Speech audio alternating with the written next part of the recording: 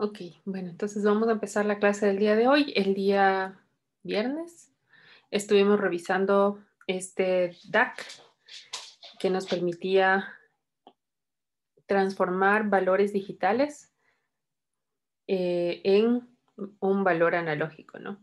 Algo que aquí falta es un menos nada más para hacernos de acuerdo de que el voltaje de salida es un valor negativo, por lo que tenemos una configuración de sumador inversor. Entonces, teníamos este arreglo donde podíamos dimensionar cada una de estas resistencias y como les había dicho, el objetivo o se esperaría que las resistencias que se utilicen sean de valores en el orden de los K para que las corrientes sean pequeñas, ¿no? Porque mientras más alta la resistencia, menor sería la corriente. No necesitan corrientes demasiado altas un amplificador operacional. Y que debía existir esta relación entre cada uno de ellos. Cosas a tomar en cuenta un poco. Este circuito de aquí podría yo aumentarle el número de bits. En realidad es bastante sencillo aumentar el número de bits. Si yo quisiera aumentarle otro bit adicional, pues debería incluir acá una resistencia de 16K, luego una de 32, 64, etcétera, manteniendo esta relación y aumento el número de bits. Y para ajustar el voltaje de salida, lo haría con esta resistencia de acá y eso me permitiría tener un menor paso en cuanto al resultado y a la salida de este DAC de aquí. Además, eh, bueno, este circuito de aquí está, de la forma en que lo calculamos, está diseñado para que estas entradas de aquí sean de 5 voltios. Pero realmente a veces cuando se habla de la implementación, puede suceder que los voltajes que se tengan en cada uno de estos puntos de aquí no sean exactamente de 5 voltios.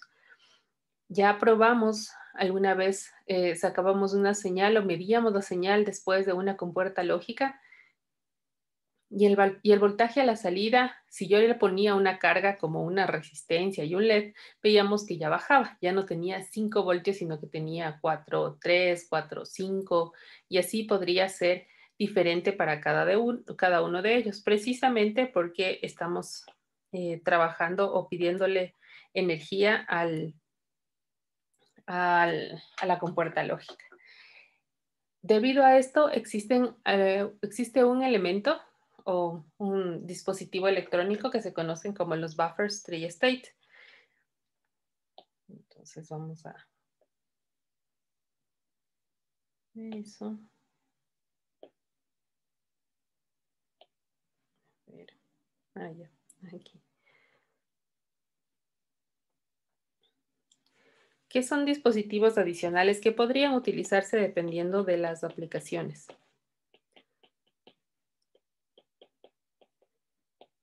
Entonces, bueno, un buffer tri-state es un dispositivo electrónico que nos va a permitir tener 3 estados eléctricos. Entonces, por un lado, bueno, primero para dibujarle, se le suele ver de esta manera, así como parecido a un inversor, pero no es un inversor, donde tiene 3 pines. Este pin de entrada, un pin de salida y este pin de acá que es el del control. Entonces ahí, bueno, podemos tener 3 estados. Este pin, lo que yo tenga así como cuando trabajábamos con los con los multiplexores, que a veces de acuerdo a un pin seleccionábamos una entrada y esa se visualizaba la salida, eso mismo vamos a lograr con este pin de control. Lo que yo tenga a la entrada, quiero verle a la salida. ¿Cuál es el beneficio de eso? Que este buffer tree state es la versión lógica de utilizar un driver para un motor. Es decir, lo que gestiona es que este valor de entrada es únicamente internamente lo que hace es prácticamente conmutar un transistor para que el voltaje de salida no venga desde la compuerta lógica, sino que viene desde la fuente de alimentación que tiene este circuito integrado. Entonces puede ser que yo aquí en la entrada tenga, por ejemplo, digo, voy a tener un 1 lógico, pero ese 1 lógico en realidad son 4 voltios, que es un voltaje como ya bajo comparado de los 5 que yo necesito. Entonces, de eso de ahí me mejora la señal y a la salida voy a tener 5 voltios. puedo tener aquí un rango, digamos que tengo 3, 5, aún le detecta como un 1 lógico y a la salida voy a tener 5 voltios. Esa es la idea de utilizar este tipo de dispositivos. Ahora, esta otra señal de aquí, esta señal de control, es la que me va a dejar, por un lado, que la información de la entrada se transfiera a la salida. Si tengo un 0, un 0, si tengo un 1 lógico, en cualquier rango que sea, acabo a la salida espero tener 5 voltios exactos que salen de la fuente, o si no, obtener una señal de eh, alta impedancia. Entonces, con la señal de control yo puedo hacer uno que la señal de salida, ay, ahí sí, sea igual a la señal de entrada. Esa sería una de las funciones. En este caso, como pueden observar, está con una bolita. Entonces, eso quiere decir que cuando la señal de control es 0, ¿no es cierto? Ahí se activa y la salida es igual a lo que tengo en la entrada. Si por otro lado le pongo un 1 lógico, lo que sucede es que yo en la salida, voy a ponerme así mejor. Entonces ahí veo lo que yo tenga a la entrada y si tengo un 1 lógico, lo que voy a hacer es ver alta impedancia. ¿Cuál es el beneficio de la alta impedancia? La alta impedancia quiere decir, realmente significa que se desacopla el circuito.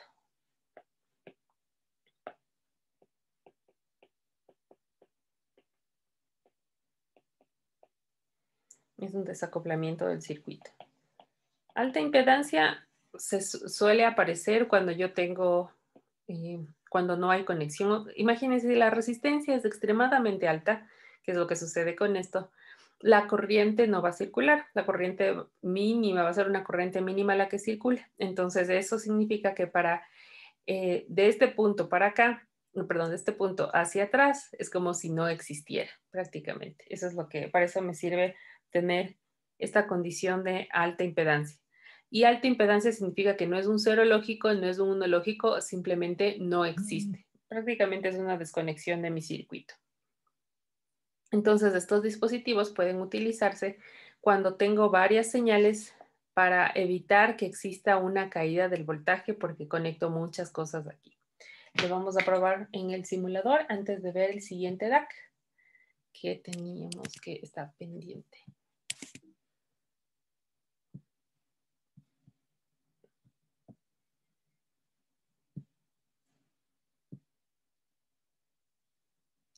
Bueno, ahí estuvimos probando con estos y aquí poníamos estas señales, ¿no? Que salían del contador.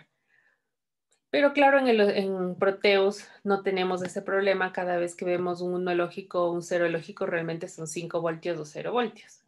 Ahí no hay ese problema.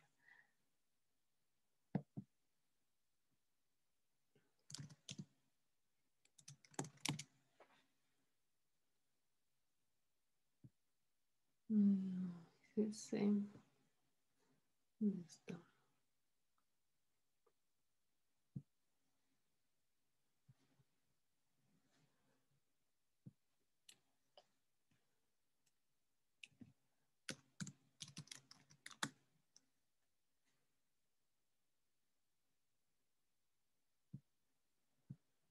Ahí está. Este de aquí.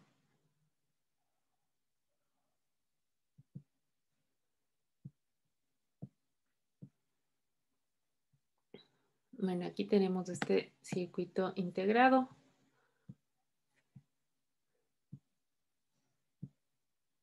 Le voy a bajar el voltaje un poco para que podamos observar cómo va cambiando. Cómo igual medimos el voltaje a la salida.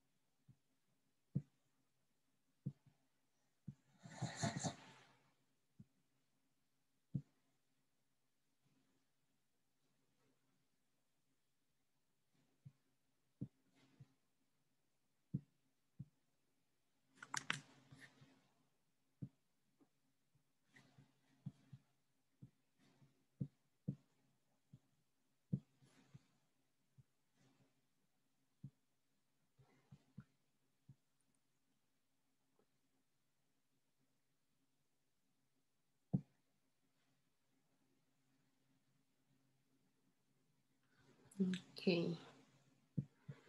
Mejor le pongo el multímetro.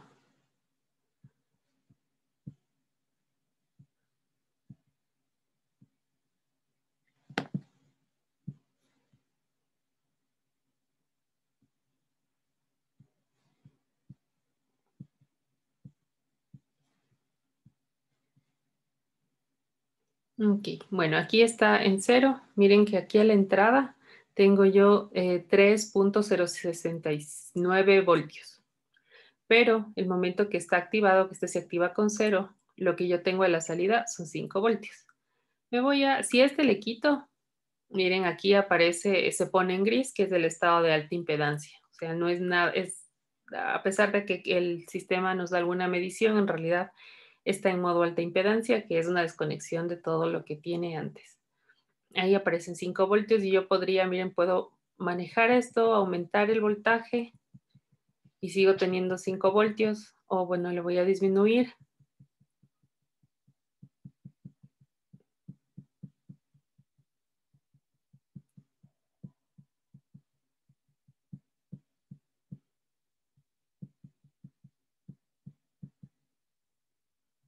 Y ahí sí, ya tengo un voltaje que es menor, que es un estado desconocido para este, pero ya le detecta como 0 voltios.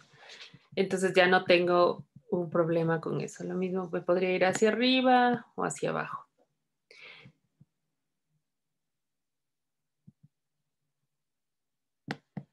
Ahí está. Dime, Sebastián. Profe, y ya en la vida real, si le queremos implementar, le podríamos poner un regulador a 5 voltios, como el LM7805. ¿Para qué segmento? ¿Para qué parte? O sea, tú dices en lugar de esto o aquí, como entradas. Sí, algo así como que ahí tendríamos siempre los 5 voltios estables. Ok, a ver. Una cosa es el LM35, el LM, no es 35, el LM05, todos estos reguladores de voltaje, para que a la salida tú tengas 5 voltios, necesitas un voltaje de entrada mayor. Entonces, ¿te puede funcionar para regular el voltaje de todo el circuito lógico? Sí. Pero si tú quieres regular el voltaje de una entrada lógica, ya no te funcionaría porque tú le estás dando un menor voltaje de entrada, como vimos aquí, que puede ser, que la idea es que puede ser menor, y a la salida obtener 5 voltios. Entonces, de esta fuente de aquí, la fuente de alimentación de todos los integrados, esa es la que debe ser regulada a 5 voltios. Y bueno, tienen una tolerancia, ¿no? No es grave que en lugar de 5 tenga 5,1, 5,5 como fuente de alimentación, porque internamente lo que sí hacen es darnos máximo 5 voltios. Entonces, para esta aplicación es mejor utilizar estos buffers, que lo que hacen es garantizarte que no se te pierda la señal. Porque cuando existen muchas conexiones, hay veces en que nosotros en una señal le queremos conectar una resistencia y ponemos un LED, por ejemplo, queremos visualizar qué es lo que está sucediendo y eso inevitablemente hace que caiga el voltaje un poco porque le estás exigiendo corriente a la señal. Esa señal de ahí, que tal vez aquí yo quiera ver qué valor es, como aquí veíamos, eh, puedes luego, después de que ya obtienes esa señal, ahí sí pasarle por un buffer tree state y aquí ya tienes los 5 voltios y esos ya son estables para poder manejar un DAC y garantizar que todos sean 5 voltios. Si el voltaje es más pequeño, tal vez digan, pero ¿puedo yo utilizar un voltaje más pequeño? ¿Qué pasa si es más pequeño? Pues puedo hacer el ajuste a través de esta resistencia. Pero el problema de eso es que en esta aplicación me tocaría hacer el ajuste cada vez que quiero hacer una conversión y normalmente la idea es que estos circuitos funcionen y que se mantengan funcionando todo el tiempo, que yo no tenga que hacer ajustes cada rato, ¿no? O sea, para un laboratorio, una práctica de laboratorio, ahí sí podré observar eso, pero ya en realidad es mejor, se espera que los circuitos funcionen siempre. Entonces ahí le vería eso, el LM para la alimentación de todo el circuito sí está bien. Sin embargo, también depende del LM que yo tenga, porque algunos reguladores de voltaje, uno dice le voy a poner un regulador, pero no se fijan en que tiene una corriente de salida máxima. O sea, normalmente esos pequeños reguladores que compramos, máximo les podemos exigir 1 amperio, no les podemos exigir más. Entonces también hay que pensar bien cuál será la carga del circuito y de acuerdo a eso dimensionar mejor los elementos.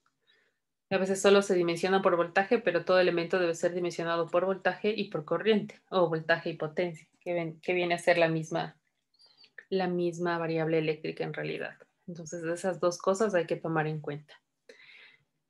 Entonces, estas señales de aquí le podría yo poner acá, en estos puntos de acá. O sea, desde aquí a la salida y ponerle acá y garantizar que tengo 5 voltios con estos buffers 3 state. Estos dispositivos se utilizan en diferentes, o sea, están relacionados con el hardware de los controladores en general. Todo controlador, ustedes, por ejemplo, que han programado Arduino, notarán que a veces uno puede, dentro de la programación, dice, quiero que este pin sea entrada, quiero que este pin sea salida. Internamente tienen estos buffers 3 state, en los que cuando yo le digo entrada, por ejemplo, controla que la información de ese pin pase a través de este y se mueva hacia acá. Si digo salida, desactivo esto y hay un buffer en el otro lado, donde la información de aquí se transmite hacia la salida. Entonces, tienen esa aplicación en realidad. Por un lado, para poder controlar el flujo de la señal y poder hacer que una señal se mueva en ambas direcciones. Entonces, apago en un flujo en una dirección y le activo en la otra dirección y ya tengo esta transferencia de información. Déjenme les muestro.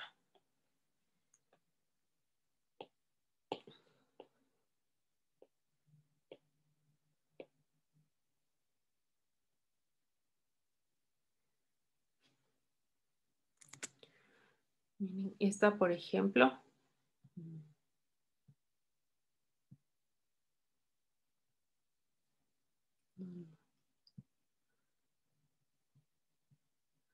A ver. Estaba con una configuración especial.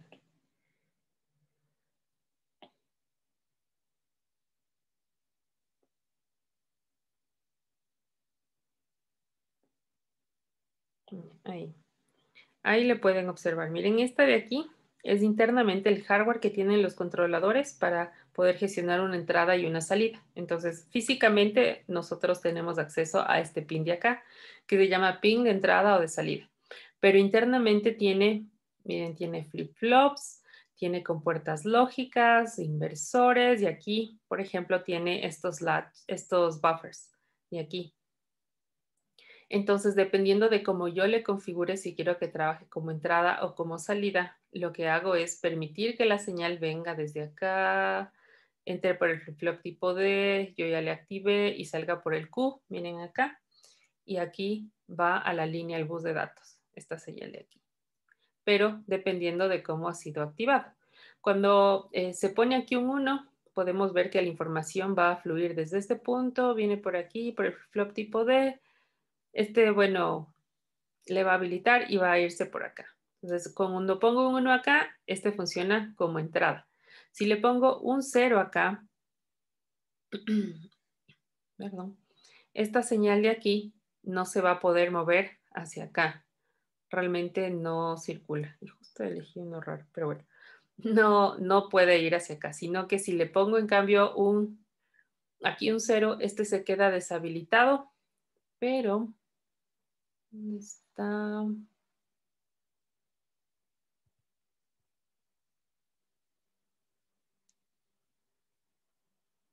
Ya, pero si le pongo un 0, aquí escribo, por ejemplo, yo podría ahora y moverme hacia acá para que sea una salida. Le pongo aquí un 0, entonces ya no puede moverse la información en este sentido.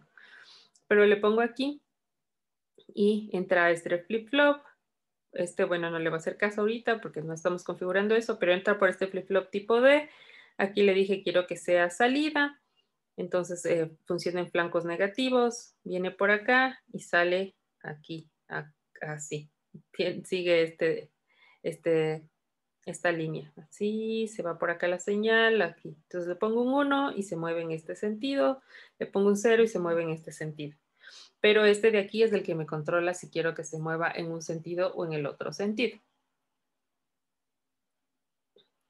Y esto de aquí es la configuración física que tienen los controladores para poder manejar sus entradas y sus salidas. Entonces tienen compuertas, pero claro, uno realmente no configura eso. Cuando configuramos una entrada o una salida, simplemente controlamos este de aquí. Este y este. Normalmente este de aquí.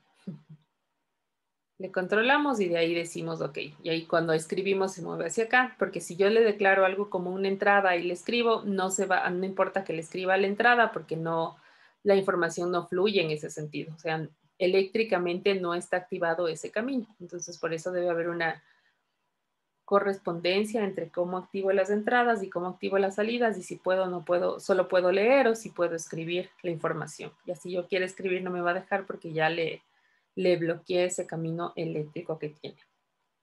Entonces, los dispositivos en general utilizan los buffers. De aquí.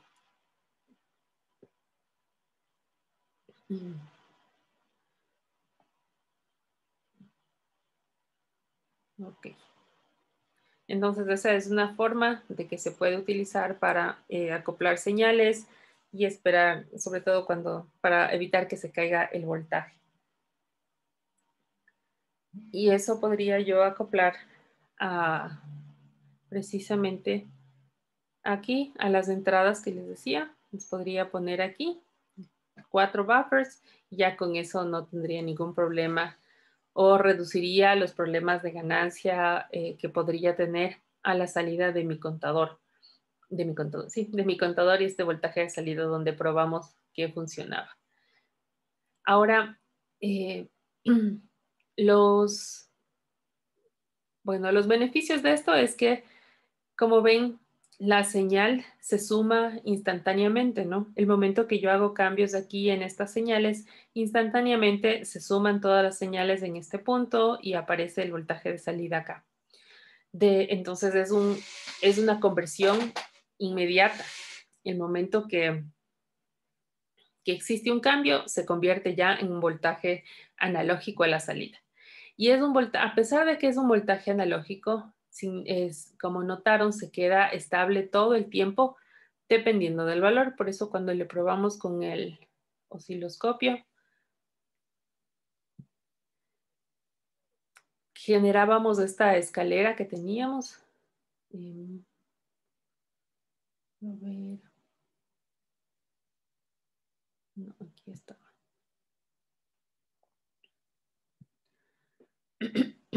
Entonces ahí generábamos esta escalera, ¿no? Que como ven, la salida ya es un voltaje analógico, pero está limitado a esas combinaciones que vemos ahí. O sea, con este convertidor yo solo puedo tener estos valores de aquí. Son valores discretos. Esa es la realidad. Son valores analógicos, sí, porque yo puedo tener, ya es un único voltaje durante todo este tiempo, pero dentro de todo el rango tengo solo valores discretos.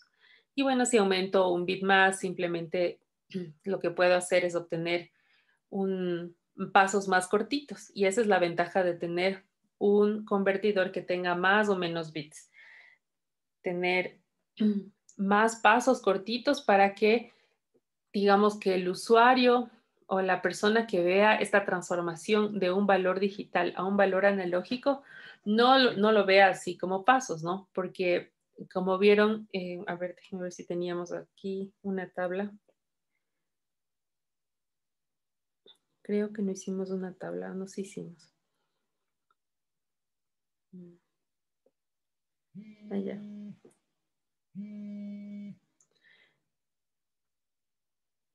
Aquí teníamos esta tabla y claro, teníamos valores acá específicos, ¿no?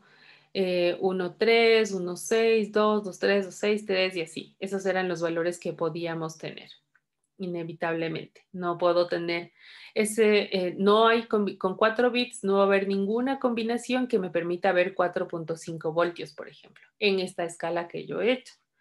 Y a medida que voy aumentando, ahí sí voy a lograr valores más exactos. Entonces, la idea de este proceso de tener un valor digital y convertirlo en analógico no es solo encontrar esta correspondencia, como vemos en el simulador, de generar, de acuerdo al valor de analógico, voy a tener este valor digital, sino también, sino más bien que este valor digital de algún lado va a venir.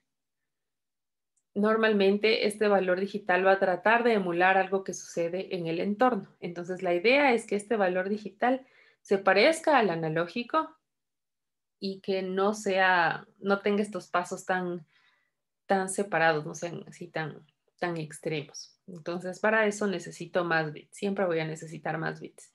Comercialmente, los dispositivos que transforman información de digital a analógico o de analógico a digital, mínimo trabajan con 10 bits, porque eso ya nos da muchos más pasos. Con 4 bits vimos que teníamos 16 pasos, ¿no? 0, hasta el 15. Con 10 bits vamos a tener 1024 pasos, desde el 0 hasta el 1023. Eso va a hacer que los pasos sean aún mucho más pequeños y que me ayuden a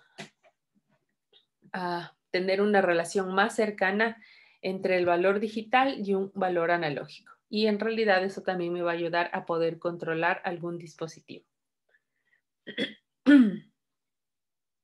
Entonces, digamos que en este escenario, si yo quisiera controlar, ahora que tenemos un voltaje de salida entre 0 y 5 voltios, digamos que yo quiero controlar la velocidad de un motor DC. Y digo, bueno, tengo esta señal de aquí, esta señal que sale de este amplificador operacional, podría ir a un transistor. Y de hecho, le voy a poner a un transistor para activar el motor. Y claro, voy a tener velocidades más altas y velocidades más bajas. ¿Cuántas velocidades puedo tener con esta? ¿Cuántas combinaciones puedo tener? Pues voy a tener 16 combinaciones donde 0, bueno, en realidad 15 velocidades porque una va a ser motor detenido. Si yo quisiera tener un control más suave de esta velocidad, digo, no quiero 15 pasos porque me parece que es muy, entre una velocidad y la siguiente, tal vez es muy agresivo el movimiento, necesito que los cambios o la velocidad que pueda alcanzar sea más y más pequeña, entonces ahí necesito yo más bits, precisamente para poder tener un mejor control. Imaginen que estas señales de aquí salen tal vez no de unas señales lógicas como las vemos, sino de un controlador, por ejemplo. Entonces el controlador le va a decir al motor, quiero que ahora te muevas a esta velocidad o a esta velocidad, y dependiendo del número de pasos voy a necesitar más bits o menos bits para poder decirle a un motor que sea más rápido o que sea más lento, porque al final lo que yo estoy obteniendo acá es un voltaje analógico. Este método de aquí se le conoce como el método de las resistencias ponderadas, porque, como vimos, existe una relación específica entre cada una de estas resistencias. Siempre hay una relación del doble. Y bueno, esta para darnos la ganancia. Desventajas: difícil, es complicado encontrar resistencias comerciales que puedan tener esta relación entre ellas. Así que para evitar eso, o para mejorar este sistema, existe otro que se llama el de es una red R2R. Entonces, a ver.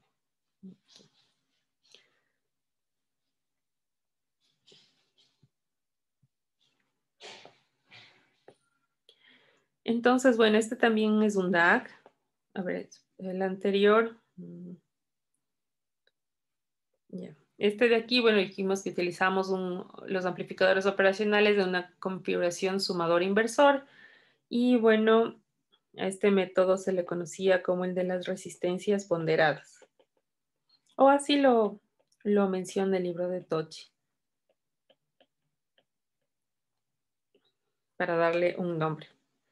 El otro DAC, en cambio, va a ser es un DAC, es una red de resistencias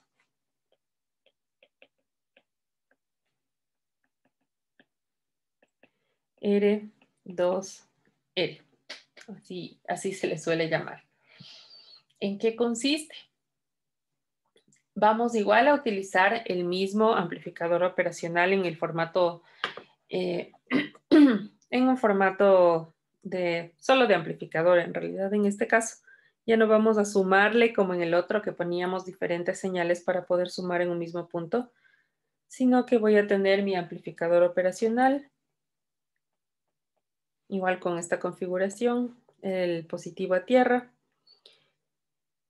Voy a también tener una resistencia que, igual que en el caso anterior, me va a servir para ajustar la ganancia. Entonces acá tengo un voltaje de salida.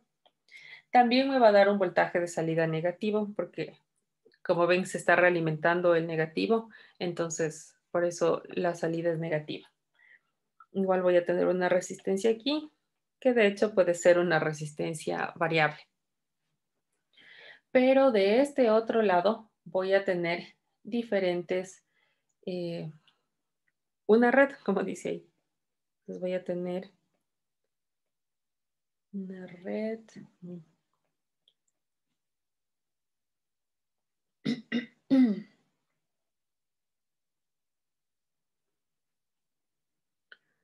A ver, creo que mejor no le pongo hacia arriba.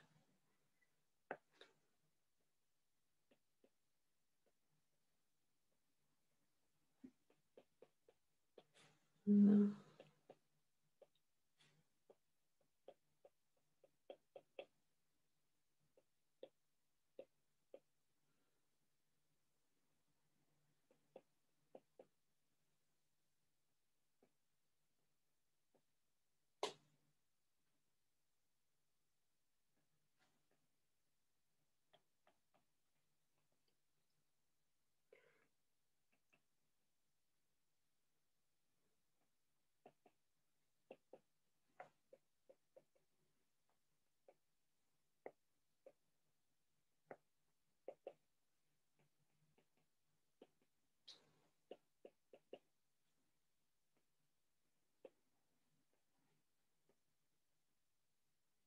Déjame ver cómo le pusimos.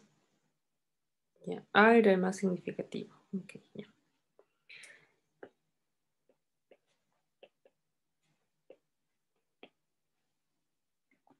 Entonces aquí tenemos otra configuración que se llama una red de resistencias R2R. Como pueden observar, tenemos ya solo dos tipos de resistencias, ya no tenemos así como en el anterior, que era el doble, 4 veces, 8 veces, etcétera, etcétera, etcétera, sino que tenemos solo dos tipos de resistencias. Entonces yo podría realmente utilizar una resistencia de 10K y la otra de 20K y listo. Solo con ese ese tipo de resistencias ya puedo construir esta red.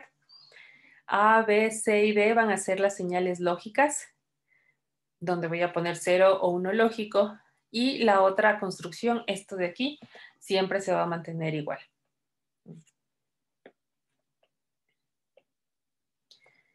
Entonces, si bien es cierto, en este punto ya no tengo varias señales como en el caso anterior que se iban sumando, lo que en realidad yo voy a tener es que todo esto de aquí puede resumirse como un voltaje y una resistencia. Es decir,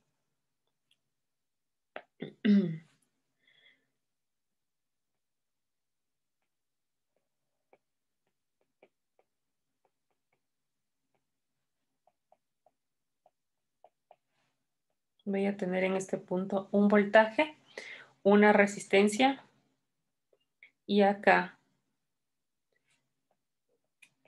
esta otra resistencia, la que tenía de ganancia, y el voltaje de salida.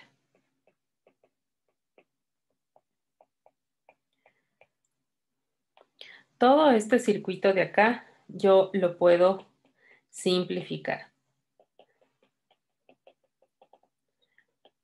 Todo esto de aquí para que ahora sea esto de acá.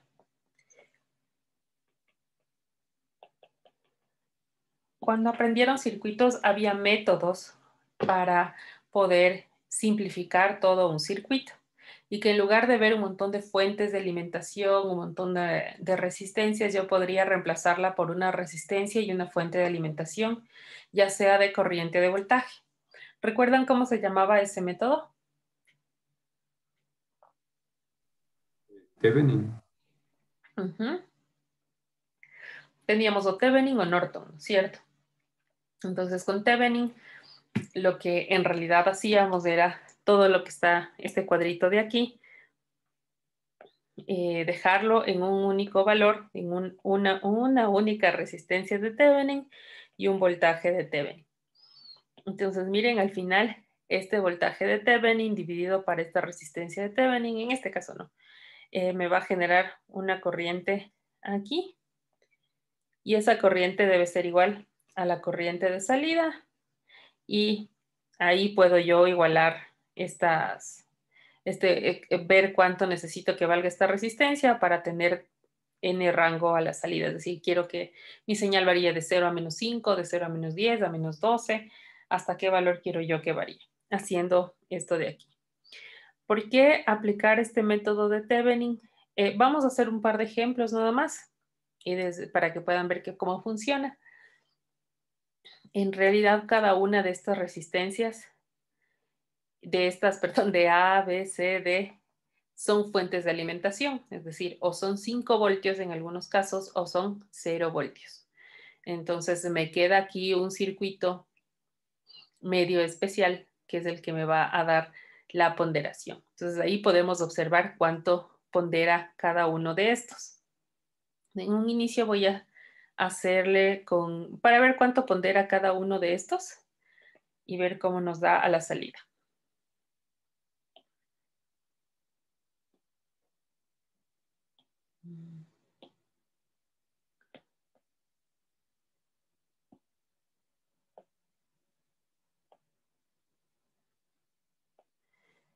Bueno, voy a borrar esta parte de acá abajo.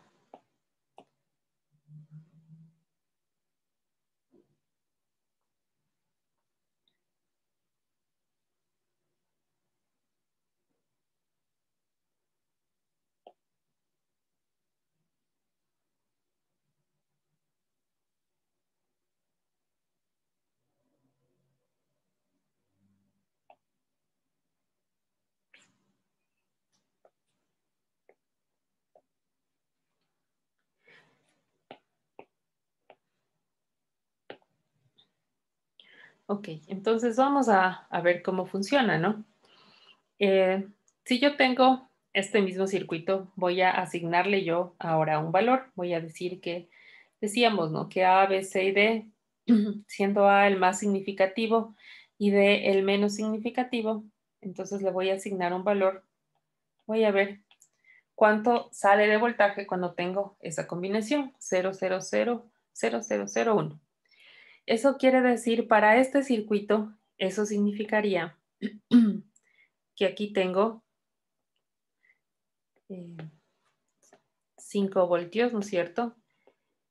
Para que sea más sencillo de verle, esta resistencia, que era la de C, que era 2R, dice que está a 0 voltios. Esta también está a 0 voltios y esta también está a 0 voltios. A, B y C valen 0 voltios. Entonces, si ya vuelvo a dibujar mi circuito, se me va a ir así. Así tendría yo. Ok, entonces, ahí lo que yo quiero encontrar es el voltaje en este punto. O sea, de hecho, todo este circuito transformarle a Thevenin, ¿no? Dejar una resistencia y un voltaje. Y un voltaje. Una resistencia de Thevenin y un voltaje de Thevenin. ¿Cómo calculábamos la resistencia de Thevenin? Entonces, vista desde este punto, que es igual a la resistencia de Thevenin.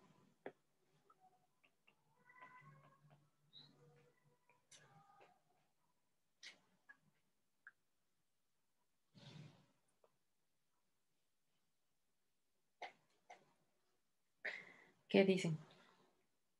No sería la resistencia equivalente del circuito que tenemos acá. Ok, ¿y cuánto sale esa resistencia equivalente?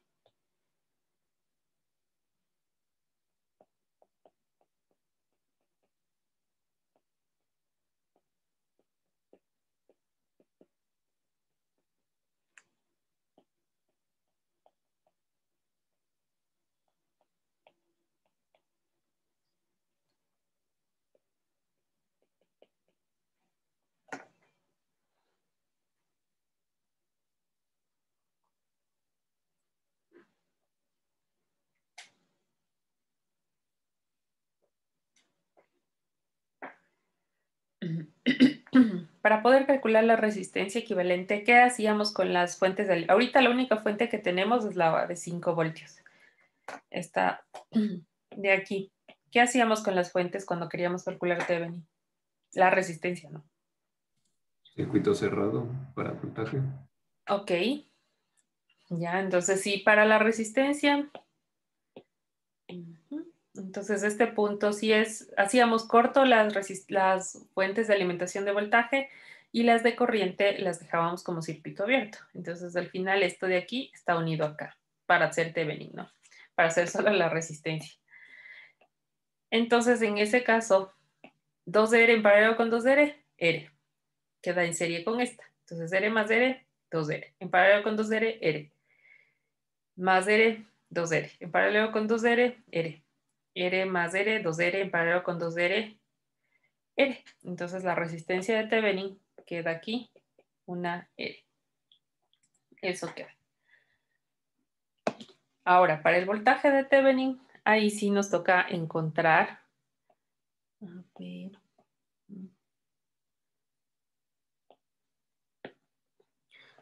Por el voltaje de Thevenin nos queda encontrar precisamente cuál es el voltaje en este punto, entre el punto A y el punto B. Es decir, que en este caso es tierra, ¿no? Entre A y B, ¿cuál es el voltaje? Ese va a ser el voltaje de Thevenin, el voltaje AB. Entonces, ahí en cambio vale la interpretación desde este lado de aquí hacia este lado de acá. Entonces mi circuito, voy a copiar nada más.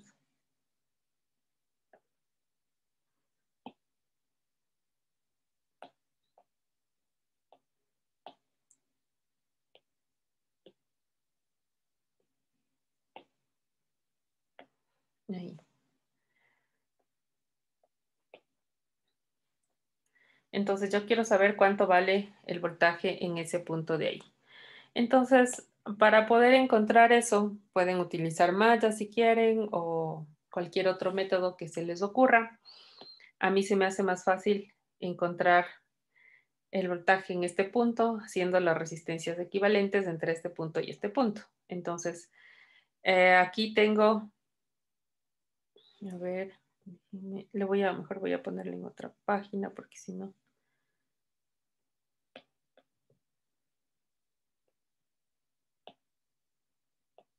Ahí.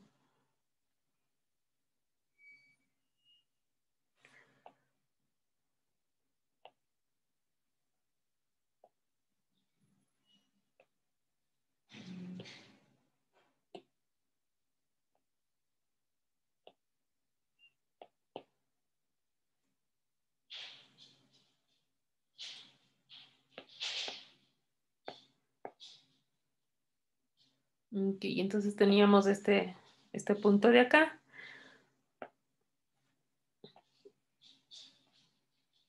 Entonces, bueno, tengo la resistencia 2R, tengo 5 voltios, la otra resistencia 2R, ¿no es cierto? Y tierra. Entonces, la resistencia equivalente, mire, 2R, R, 2R.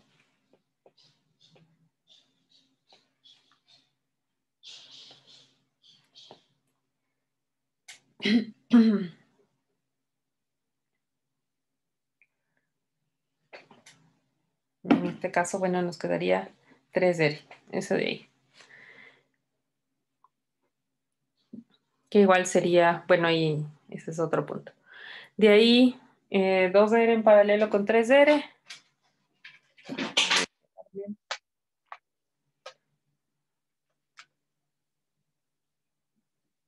6/5.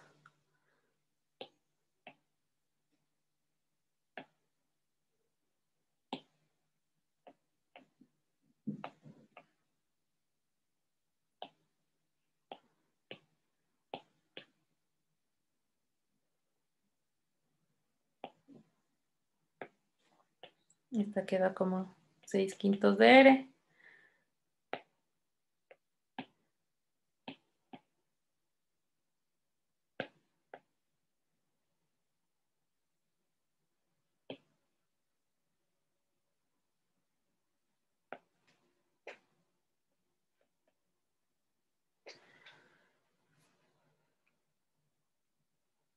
Bueno, y me queda 11/5.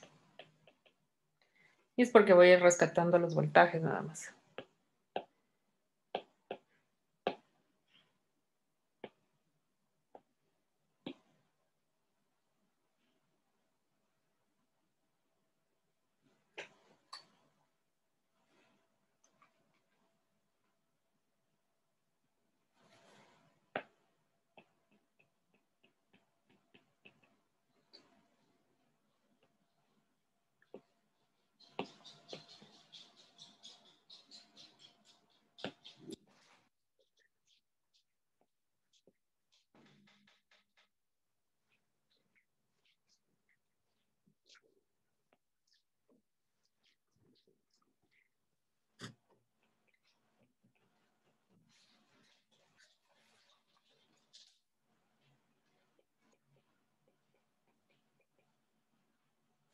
Y ahí sí ya tenemos la resistencia entre esos dos puntos. Le borré.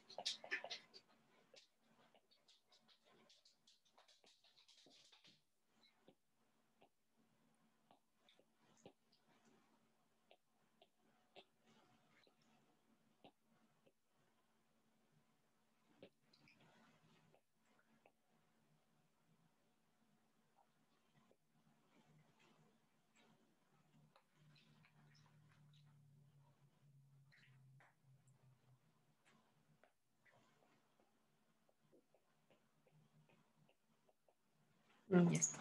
Esa sería la resistencia entre esos dos puntos. Entonces, bueno, ahí puedo yo sacar el voltaje. Y bueno, voy a ir obteniendo este voltaje de aquí para al final tener este voltaje de acá.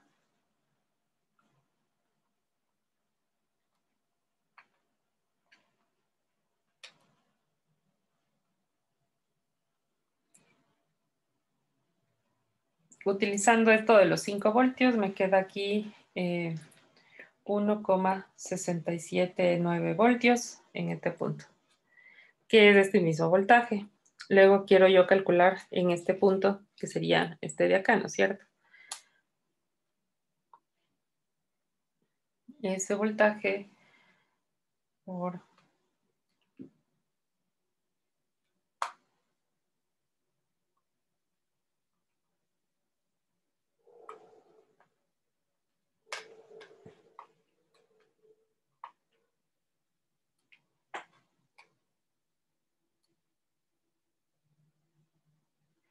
aquí ya me queda 0,859 voltios, que es este punto de acá. Ahora quiero calcular en este punto de acá. Entonces ese voltaje por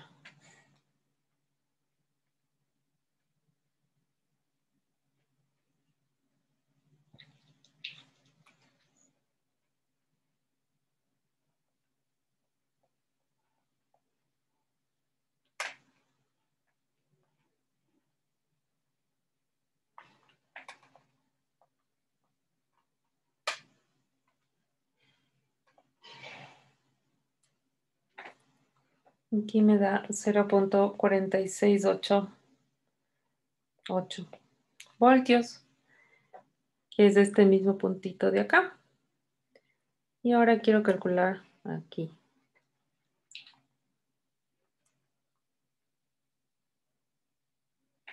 A ver, me da 0,3125 voltios. Ahí está mi voltaje.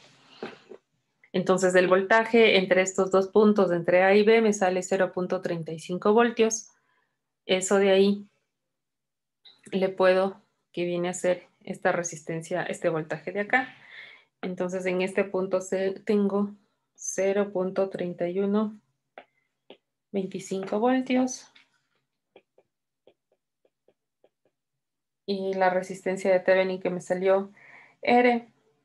Y con eso ya tengo yo digamos que la ponderación de este más chiquito, ¿no? Cuando tengo esta combinación, claro que va a depender de la resistencia que yo le ponga acá y de este valor de la resistencia, ¿no? Recordemos que, como les decía, la corriente en este punto era igual al voltaje de Thevenin por la resistencia de Thevenin es igual al voltaje de salida para RF. Entonces, al final, el voltaje de salida, que va a ser un voltaje negativo, va a ser igual al voltaje de Thevenin sobre la resistencia de Thevenin, y esto por este valor de la resistencia. Y ahí tengo yo el voltaje de salida.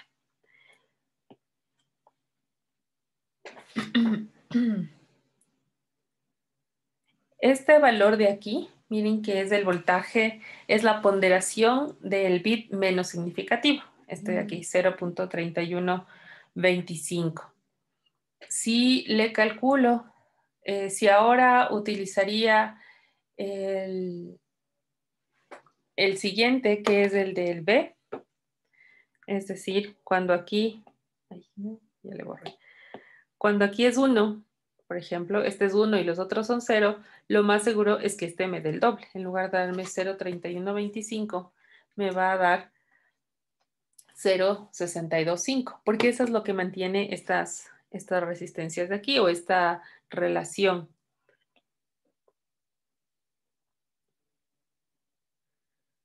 A ver, entonces, duplicar esta.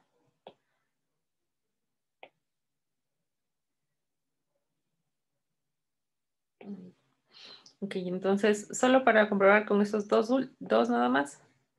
Entonces, ahora voy a poner para cuando A, B, C, D. Y entonces A vale 0, B vale 0, C vale 1 y D vale 0. Así le voy a cambiar. Entonces, en ese sentido,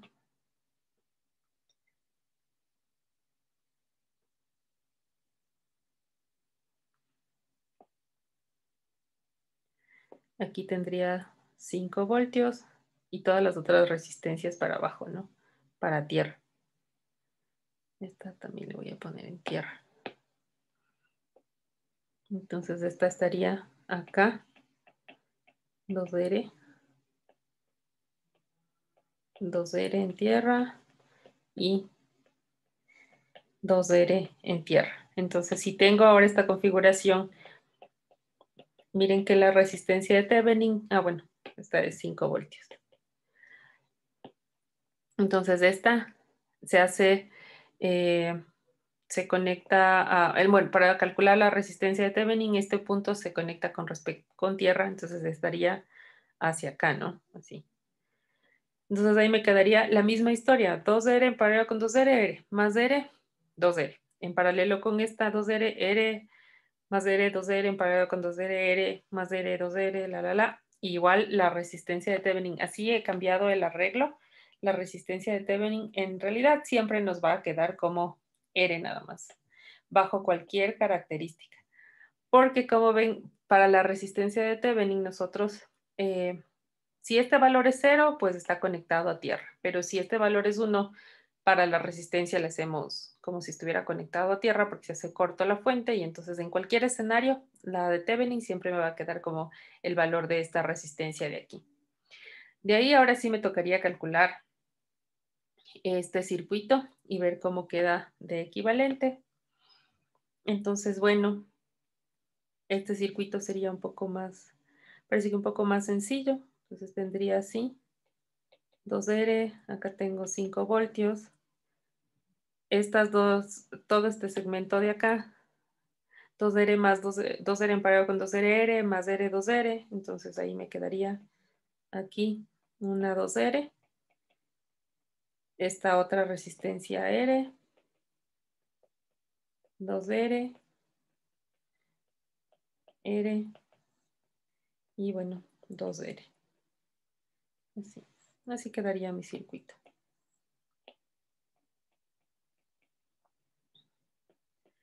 Entonces, para poder encontrar cuál es el voltaje de Thevenin es entre este punto y tierra. Ahí es el voltaje de Thevenin, ¿no es cierto? Entonces, yo quiero calcular el voltaje en ese punto. Por favor, cuéntenme cuánto les sale el voltaje en ese punto de ahí.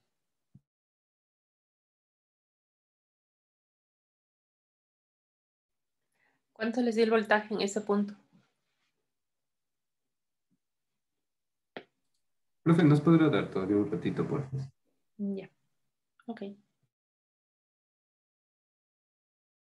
Ya. A ver. 0,625. Como vieron, es el doble de lo que me salió antes, ¿no es cierto? Entonces nos salió 0,3125. Este ya es el doble. Entonces, a ver, para este caso, el voltaje de Thevenin, 0,625 voltios. Para el otro caso, aquí, el voltaje de Thevenin era 0,3125 voltios. Ya vemos el doble. Ay, perdón. Y de una vez encontremos las ponderaciones para los otros. Entonces, a ver, estaba...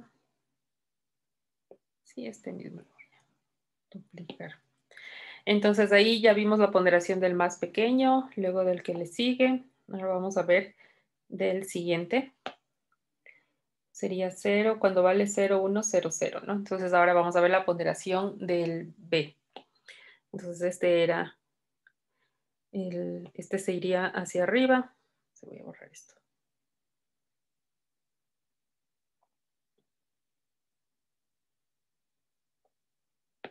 Ahí sí. Ya vemos D, es esta de acá. C, también está a tierra. B está a BCC. Aquí tengo 5 voltios. Y el último, el de abajo, el A, también está a tierra, ¿no? Entonces, y de la misma forma, si yo quisiera ya la resistencia de Thevenin, esta se iría a tierra y entonces al final me queda en una R, ¿no? Es así. En cualquier configuración, la resistencia de Thevenin siempre es una R. Y ahora para el circuito, me queda un circuito aún más sencillo que los anteriores. Entonces tengo aquí 5 voltios, 2R. Y bueno, en este punto, miren, de este lado de aquí, 2R en paralelo con 2R, R. Más R, 2R. 2R en paralelo con 2R, R, más R, 2R. Entonces de este lado me queda un 2R. Y del otro lado ya solo tengo una resistencia y acá, y el 2R. Entonces el voltaje de Thevenin para este nuevo circuito estaría en ese punto. Por favor, pueden calcular cuánto les sale.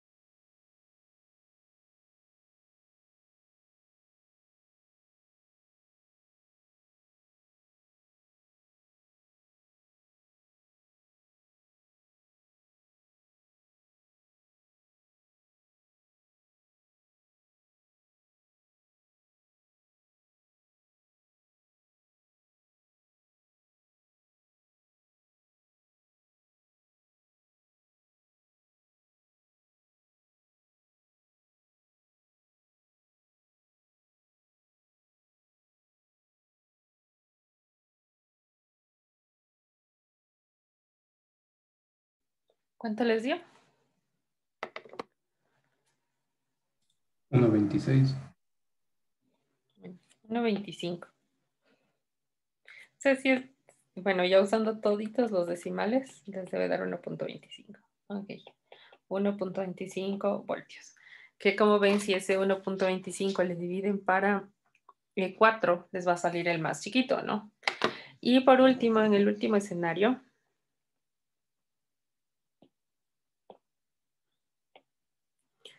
cuando este vale 1,000, que va a ser en realidad el circuito más simple.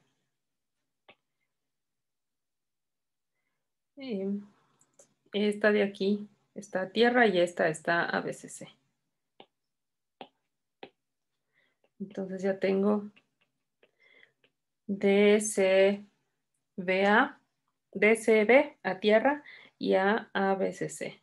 2R a 5 voltios. Entonces, bueno, ahí pueden notar 2R más 2R, bueno, 2R, así todas estas en paralelo hasta llegar acá. Este circuito de aquí nos queda 2R y abajo 2R. Entonces, eso quiere decir que en este punto es donde voy a encontrar el voltaje de Thevenin, que en este caso es 2.5 voltios. Que entonces este 2.5 voltios es 8 veces el paso más chiquito, ¿no? Cuando hicimos para D igual a 1, me daba 0.3125. C igual a 1, 0.625, algo así. Luego 1.25 y luego 2.5. Entonces miren que cada uno de estos, de acuerdo a esta red de resistencias, cada una de estas, cuando estos son unos, cada uno de ellos va a tener un aporte de voltaje a la salida equivalente a este valor. Uno de los métodos que uno aprende cuando está resolviendo circuitos, teníamos Thevenin, teníamos Norton y también había uno, creo que se llamaba el teorema de sustitución, donde si yo tenía varias fuentes de alimentación, lo que también podía hacer es evaluar el circuito con una fuente individual. Si tenía 3 fuentes, que es como hicimos en este caso en realidad, si tenía 3 fuentes de alimentación, digo, voy a hacer que las otras 2 sean 0 y solo una con 0. Y con esa una calculo el voltaje en un punto. Luego, las otras 2 0, la segunda le hago con el valor que me dan, calculo el voltaje en un punto, y luego la tercera sí la utilizo y las otras 2 0 y calculo el voltaje en un punto, y al final el voltaje resultante en ese punto va a ser la suma de los voltajes parciales que cada una de esas fuentes le dio al circuito. Creo que se llamaba el teorema de sustitución. Exactamente lo mismo se puede aplicar en este circuito para no hacer el análisis con más fuentes, porque ahí nos daría un poco más largo. Entonces, cada uno de estos está pensado precisamente el circuito para que cada uno sea el doble del anterior, ¿no? Como ven, mientras más cerca estoy de la entrada, este de aquí, entonces en este caso, vamos a la imagen original aquí. Entonces, en este escenario, este de aquí apunta o aporta. Cuando el A está en 1, aporta 2.5 voltios. Cuando el B está en 1, 1.25 voltios. Cuando el C estaba en 1, 0.625 voltios. Y cuando el D estaba en 1, 0.3125 voltios. Entonces existe esta relación de que esta es 8 veces esta de aquí, que eso tiene que ver todo con las ponderaciones. Cada uno de estos va a aportar una cantidad de voltaje. En este caso, para poder igualar este valor de aquí, si quisiera obtener el mismo resultado que en el anterior de las resistencias ponderadas teníamos un voltaje a la salida de hasta menos 5 voltios.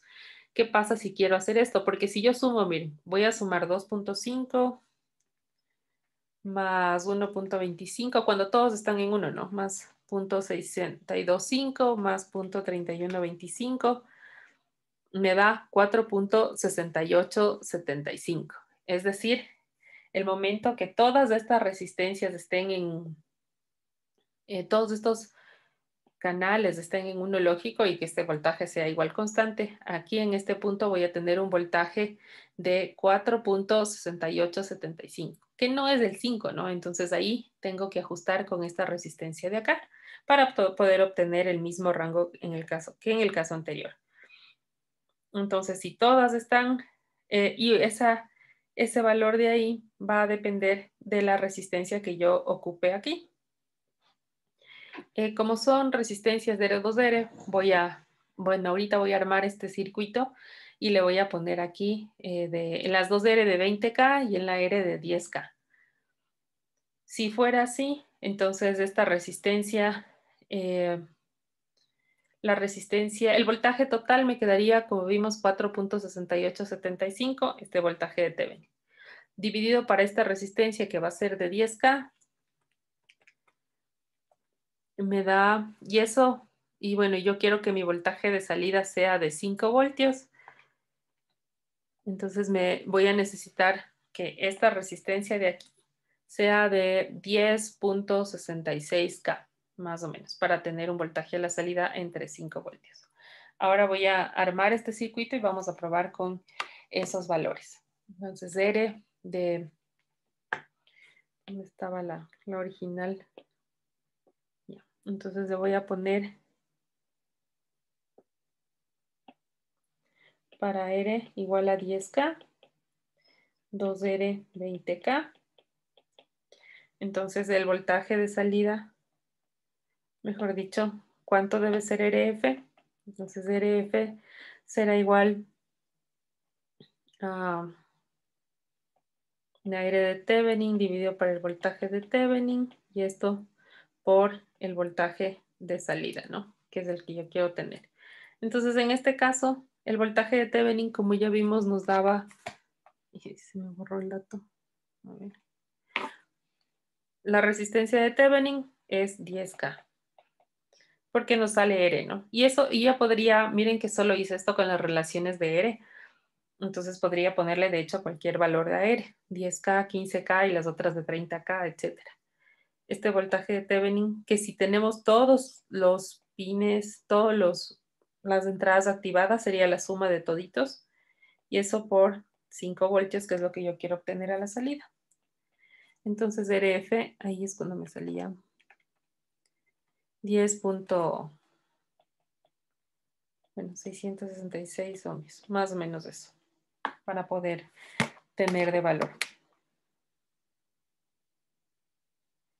Entonces le voy a armar, entonces ustedes también pueden armar este circuito.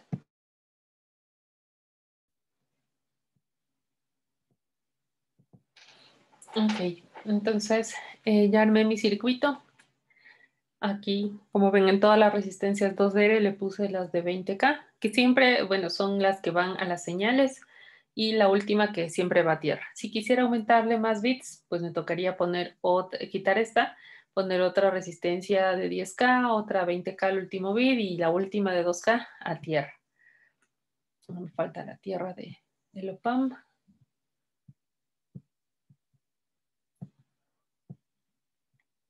En este momento le puse un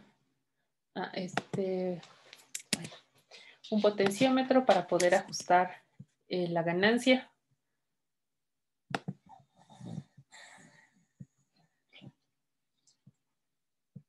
Entonces era 10K, en realidad era 10.600, entonces por eso está este de aquí. Y ya tengo este, ¿no? Entonces le voy a poner aquí. A ver, allá, antes de ajustar la ganancia. Voy a quitarle este mejor. Ahí sí. Ok, entonces están todos en 0. La salida es 0 voltios. Cuando esto estaba en 1, la salida es menos 31.25, menos 31.25, bueno, no me alcanzan todos. Cuando este es 1, está en 0,62, porque la ganancia ahorita está en 1,1, es la de resistencia de Thevenin salía 10K y la otra de 10K, entonces voy a tener el mismo voltaje, las mismas ponderaciones de la entrada a la salida. Luego aquí 1.25 y el último 2.5. Cuando tengo todos en 1, lo que les decía, tengo 4.69. Y para ajustar esta ganancia es que le voy a poner una resistencia adicional de 1K. A ver.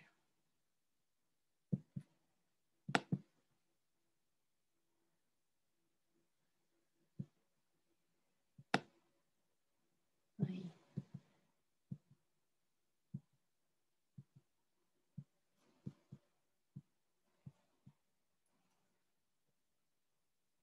Entonces, bueno, ahí ya lo aumenté.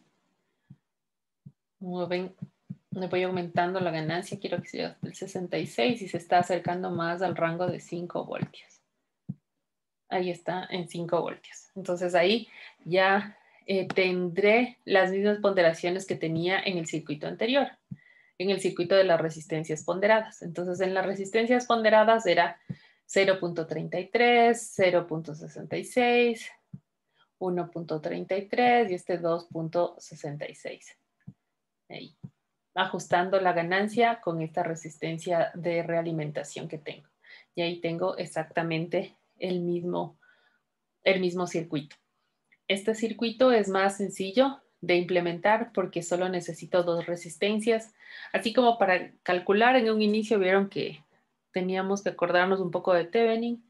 Sin embargo, se puede decir que las ponderaciones o la relación que existe entre la ponderación de cada uno de los bits se va a mantener en cualquier DAC que yo utilice.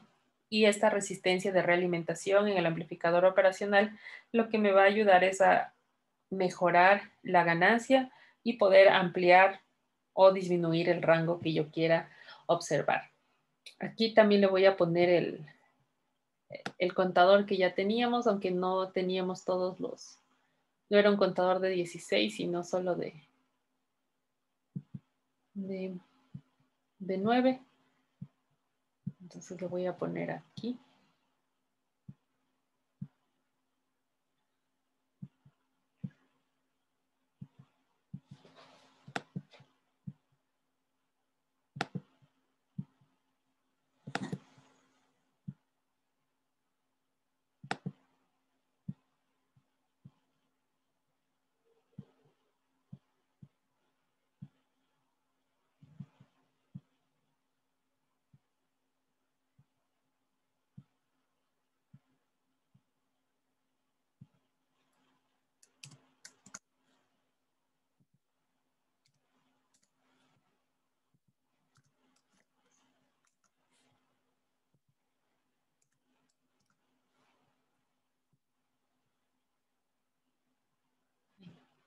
Me falta ponerle el nombre para que le podamos ver en el osciloscopio.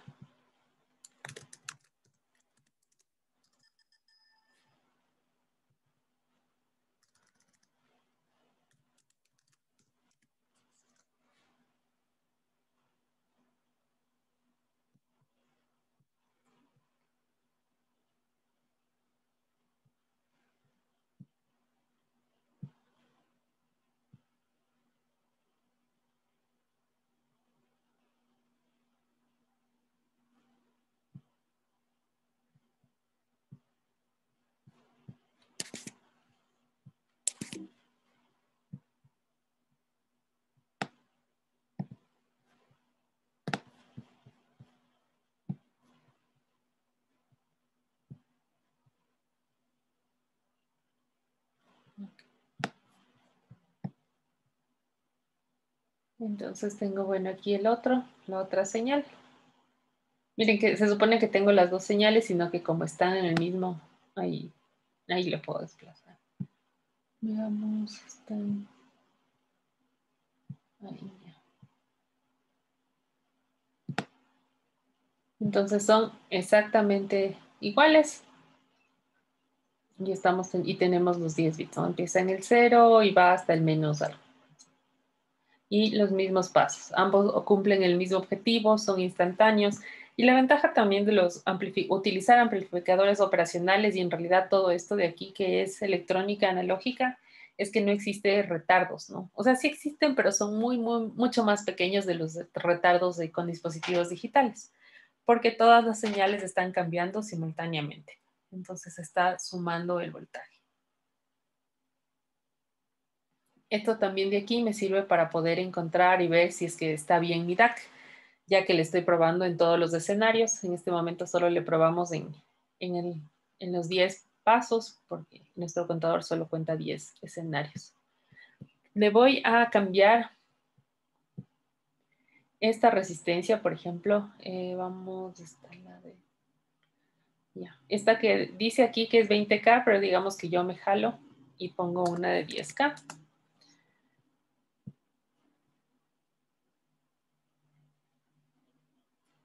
Entonces ya aparecen, miren que aquí hay un punto donde la señal no está bien porque no me está dando la ponderación que yo espero, precisamente porque esa resistencia no es la adecuada. Entonces yo le pruebo y no estoy observando los valores que yo quisiera ver.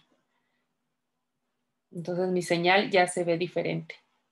Esa es una de las cosas es uno de los errores, podría decirse, que se podría presentar en un DAC, que una de las resistencias esté mal dimensionada o mal implementada, porque no me va a dar, esto es lo que yo espero obtener versus qué es lo que realmente obtengo. Entonces ya me doy cuenta y digamos que esta resistencia de aquí, en lugar de tener 20K, tiene un 18K, por cosas de tolerancia y similares.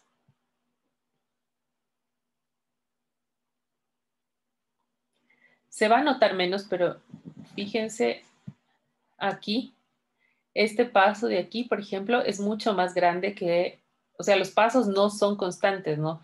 Y la idea es que los pasos sean constantes, o sea, que cada cambio sea el mismo incremento para todas las señales. Como no son constantes, como la relación no es la misma, tengo pasos diferentes. Entonces ahí ya puedo comparar y me doy cuenta, miren aquí, ese bit que estoy manejando es el tercer bit, es el bit que, o sea, no se va a ver en el 0, 1, 2, ya en el 0, 1, 2, 3, ¿no? En el 4 ya se ve porque este bit ya aporta. Y ahí podemos notar que la ponderación no es adecuada. Mientras más baja la resistencia, pueden notar que aumenta eso, ¿verdad? ¿Dónde está? Aquí. Mientras más baja la resistencia, el paso se hace más grande. Entonces aquí está más grande el paso porque este es de 18. Si en lugar de ser de 18 le pusiera yo de 22, ahí sucedería lo contrario, el paso se hace más pequeño para esos escenarios, para esos conteos. Entonces miren aquí, misma historia. Aquí está más cortito, lo que yo espero son estos pasos constantes como la línea amarilla, pero en realidad aparecen unos pasos más pequeños porque este de aquí está mal dimensionado. Entonces ahí ya no existe como linealidad en lo que yo espero porque como les mencionaba, la relación en los DACs entre la entrada digital y la salida analógica siempre es una relación lineal, prácticamente es como una regla de 3.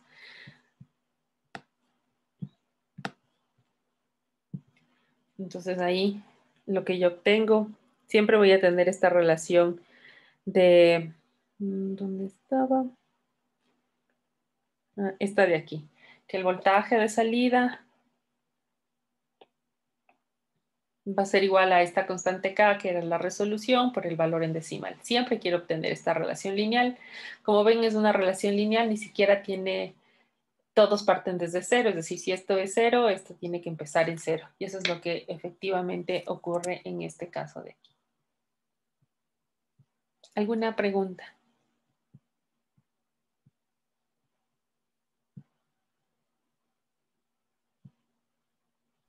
No, profe.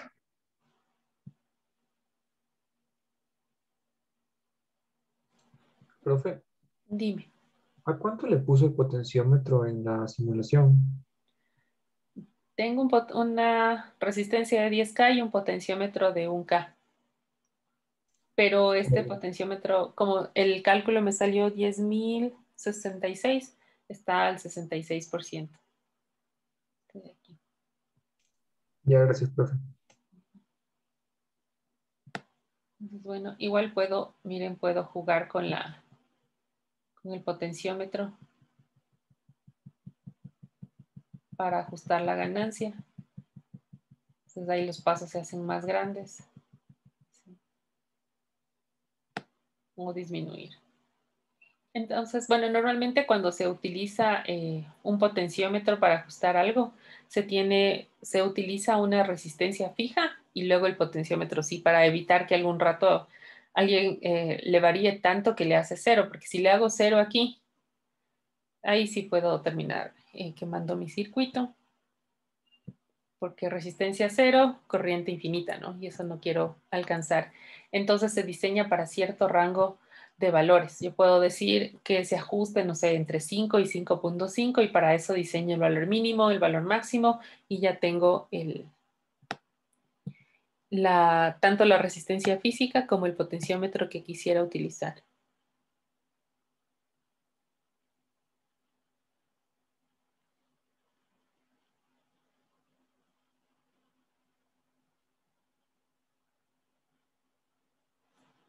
Okay. Entonces estos, bueno, son los métodos de digital analógico. El día de mañana ya abordaremos en cambio qué pasa cuando tengo valores analógicos y yo quiero digitalizarlos, ¿no? Que normalmente es lo que nos interesa, también nos interesa.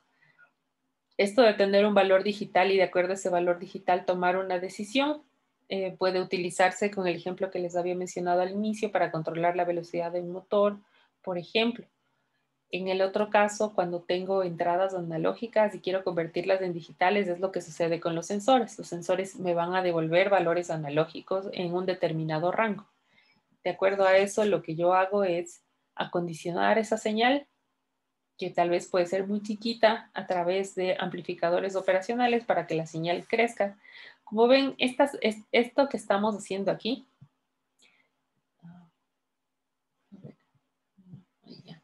esto que utilizamos esta configuración de aquí, que era la configuración sumador, que es todas estas señales en paralelo, ¿no? A un mismo punto, que es lo mismo que acá abajo, en realidad, solo que esta está un poco más pensada para que las relaciones siempre se mantengan estas ponderaciones.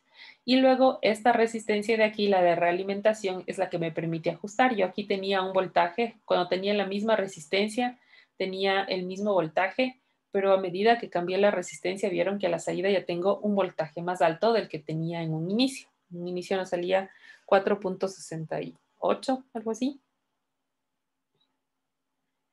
Y con esta resistencia yo puedo aumentar ese voltaje. Entonces, esta configuración es sumador de señales y al mismo tiempo la realimentación me permite amplificar una señal, darle una ganancia para que un valor de entrada sea un poco mayor a la salida. Eso se utiliza mucho ahorita lo utilizamos de una forma muy sutil porque las ganancias no son tan altas, pero también podría utilizarla para los sensores, porque a veces los sensores tienen salidas de voltaje muy pequeñas. Entonces, es mejor amplificar la señal para que la siguiente etapa del circuito pueda interpretar mejor esas señales de ahí y no se pierdan con el ruido de alguna otra señal que haya en el entorno. Bueno, por el momento vamos a quedar hasta ahí y ya continuamos el día de mañana. Gracias, profesor.